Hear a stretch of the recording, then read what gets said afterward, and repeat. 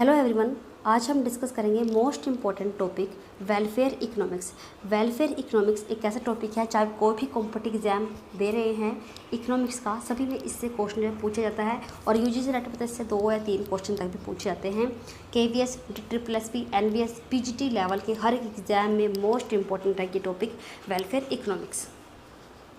Welfare economics क्या होता है, सबसे पहले हमें इसके बारे में पता होना चाहिए कि जो वेलफेयर इकोनॉमिक्स है ये इकोनॉमिक्स की वो ब्रांच है जो हमें बताती है कि जो हम पॉलिसी लागू कर रही है गवर्नमेंट, उसका कितना प्रभाव हमारे सामाजिक कल्याण पर पड़ रहा है, कितना प्रभाव हमारे सामाजिक कल्याण पर पड़ता है, इस बात को एनालिसिस करती है। तो इसे हम कहते हैं welfare economics. Welfare economics analysis करती है कि जो हमारा इकोनॉमी है उसका कितना इफ़ेक्ट पड़ेगा सामाजिक कल्याण के ऊपर।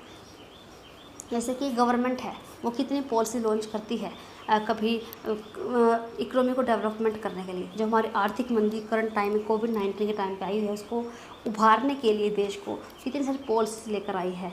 तो कितनी सारे लोन्स वगैरह प्रोवाइड कर रही है सस्ते रेट पर, ताकि जो इकोनॉमी डेवलप हो सके। तो जब इकोनॉमी डेवलप होगी तो लोगों के पास क्या जाएगा, पैसा जाएगा, और जब लोगों के पास पैसा जाएगा तो उनकी क्या लिविंग स्टैंडर्ड हाई होगा, परचेजिंग पावर बढ़ेगी। जब उनकी परचेजिंग पावर बढ़ेगी तो वो क्या करेंगे, डिमांड करेंगे तो प्रोडक्शन बढ़ेगा। प्रोडक्शन से क्या होगा, देश के अंदर जो है एम्प्लॉयमेंट जनरेशन होगा। जब एम्प्लॉयमेंट जनरेशन होगा तो सबके पास पैसा होगा, जितना सबके पास पैसा होगा उतनी डिमांड होगी, उतनी प्रोडक्शन होगा, जितना प्रोडक्शन होगा उतना ही इकोनॉमी क्या होगी, हमारी वेलफेयर होगी। यानी कि समाज कल्याण को सीधा जो किससे मापा जा सकता है, आर्थिक कल्याण के साथ मापा जा सकता है। जो वेलफेयर इकोनॉमिक्स हैं उसका जो वेलफेयर हमारी इकोनॉमिक्स है इसका क्रेडिट जाता है मार्शल, पीकू, कोल्डर, हिकस, प्लेटो और लिटिल को जाता है। जो वेलफेयर इकोनॉमिक्स है वो क्या है, वह कल्याण का वो भाग है जिसको मैंने आपको पहले बताया, जिसको हम सीधे तौर पर डायरेक्ट और इनडायरेक्ट किससे माप सकते हैं, मुद्रा से माप सकते हैं, मनी से माप सकते हैं। जैसे कि नेशनल इनकम बढ़ी तो उसका प्रभाव सीधा कैसे देखा जा सकता है कि देश में हर एक गरीब व्यक्ति की जो पहले से स्थिति थी उसमें सुधार होगा, क्योंकि पैसा कभी ना कभी वो अमीरों से गरीबों के पास जाता ही है। यानी कि सीधा किससे माप सकते हैं, अप्रत्यक्ष मुद्रा से मापा जा सकता है। यहाँ से हमारा क्वेश्चन बनता है और 2-3 क्वेश्चन बनते हैं मोस्ट इम्पोर्टेंट, कि सबसे पहले कौन से वो इकोनॉमिक्स थे जिन्होंने सिस्टमेटिक और साइंटिफिक वे से स्टडी की है वेलफेयर इकोनॉमिक्स की। ये की है पीगू ने। ये क्वेश्चन जो है 2-3 बार एग्जाम में पूछा चुका है। पीगू ने एक बुक लिखी है इकोनॉमी ऑफ वेलफेयर।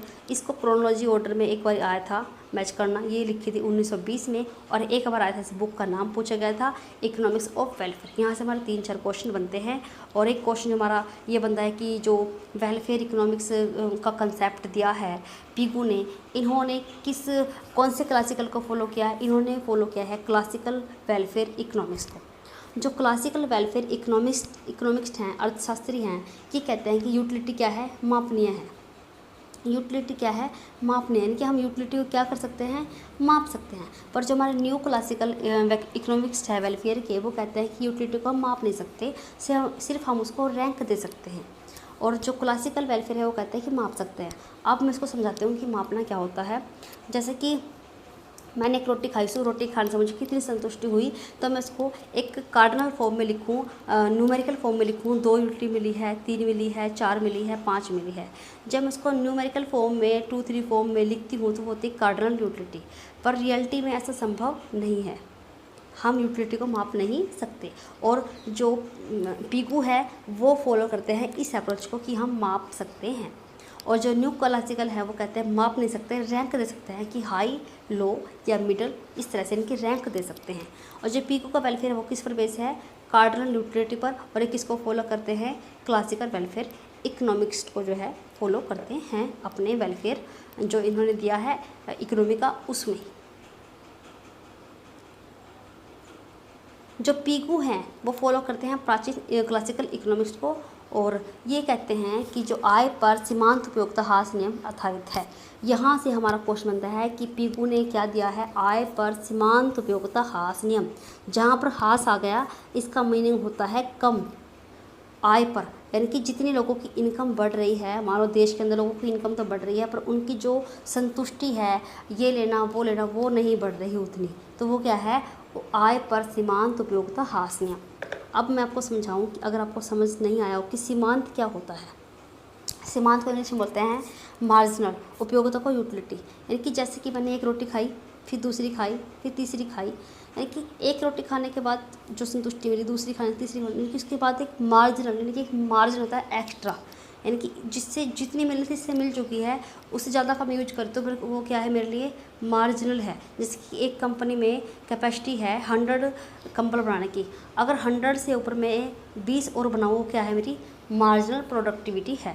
इस तरह से जो हमारी मार्जिनल सीमांत उपयोगिता वो क्या है कम है, यानी कि जितनी हमें ज़्यादा संतुष्टि मिलनी चाहिए अपनी इनकम बढ़ने से उतनी कम मिल रही है, ये मीनिंग है इसका। यानी कि आय तो बढ़ रही है पर उतनी संतुष्टि नहीं बढ़ रही।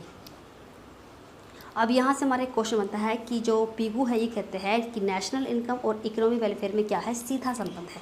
ये कहते हैं कि जैसे नेशनल इनकम बढ़ी लोगों की, वैसे ही जो उनकी परचेजिंग पावर बढ़ेगी और डिमांड बढ़ेगी, प्रोडक्शन बढ़ेगा, इकोनॉमी में क्या होगा पूर्णतः रोजगार बनेगा, फुल कंपटीशन की स्थिति बन जाएगी और इकोनॉमी क्या हो जाएगी वेलफेयर हो जाएगी, इकोनॉमी में कल्याण हो जाएगा, सबकी अच्छी स्थिति बन जाएगी, पहले से सबका जो है सुधार हो जाएगा।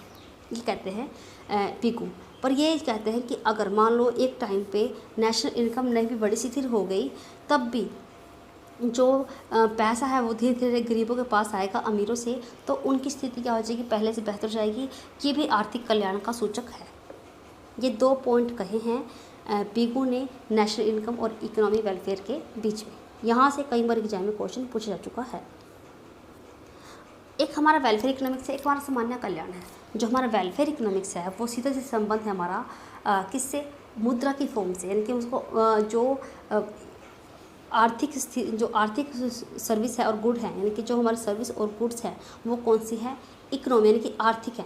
पर जो सामान्य कल्याण है इसमें इसका संबंध किससे है, सर्विस और गुड्स तो हैं पर वो कौन सी है, नॉन इकोनॉमी यानी कि गैर आर्थिक भी होती है जो दोबारा रिप्रोडक्शन नहीं कर सकती।